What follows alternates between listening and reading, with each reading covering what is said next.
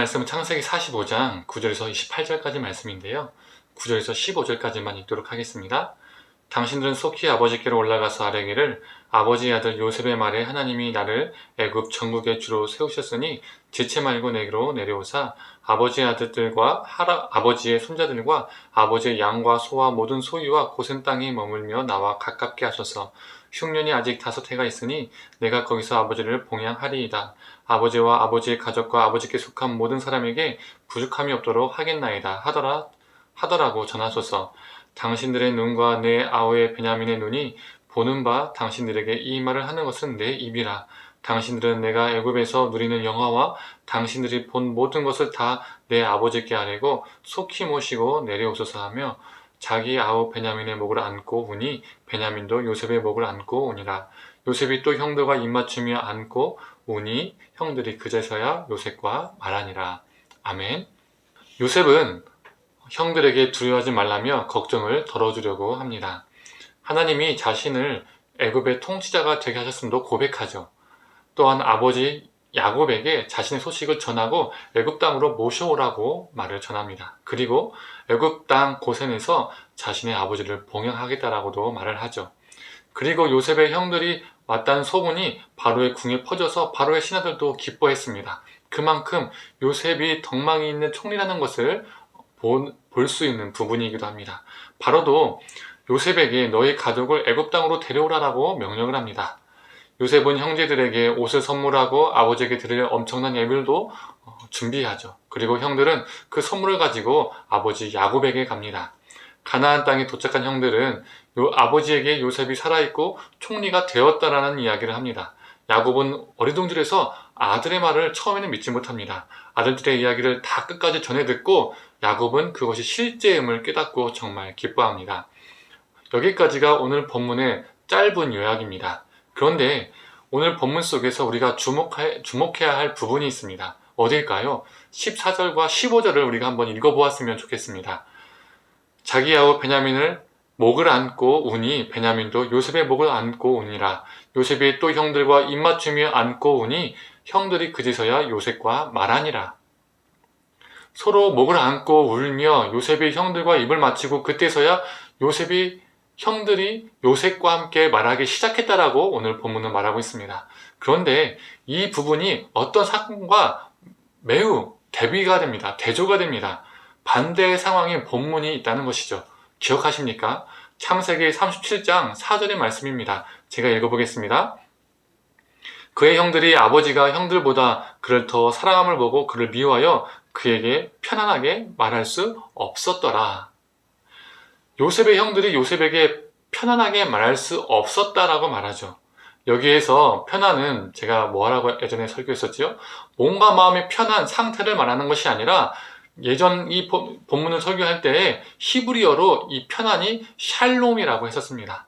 샬롬은 편안이 아니라 더 정확하게 표현한다면 평안, 화평, 평화를 의미하죠.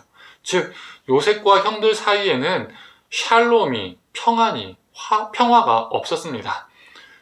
그들은 그 샬롬 가운데, 평안 가운데, 평화 가운데 대화할 수 있는 존재가 아니었습니다. 대화할 수 없었던 것이죠.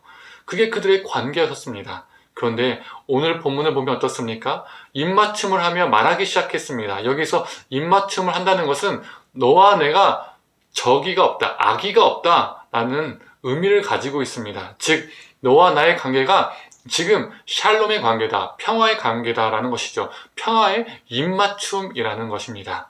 이전에는 샬롬 속에서 말할 수 없었는데 이제는 형들과 요셉이 어떻습니까? 샬롬 속에서 말하기 시작했습니다. 우리 하나님은 샬롬의 하나님이시기 때문에 샬롬이 없는 곳에 샬롬을 허락하십니다. 하나님이 그들의 관계를 회복시키셨습니다. 또한 형들을 만난 소식이 바로 궁중의 기쁜 소식이 되기도 했습니다. 어찌 보면 형들은 요셉을 만났으니 차명을 당해야 마땅합니다. 그런데 형과 만남을 하나님은 요셉의 형제들 뿐만 아니라 그 주변 사람들에게도 신하들과 바로에게도 기쁨의 소식으로 만드신 것이죠. 또한 요셉이 살아있다는 소식을 들은 야곱은 기운이 솟아있다라고 본문은 말하고 있습니다. 아들이 자신을 부른다는 말을 듣고 내가 죽기 전에 그를 볼 것이다라고 말을 합니다. 죽은 걸로 알았던 아들이 살아있다니 얼마나 기뻤을까요?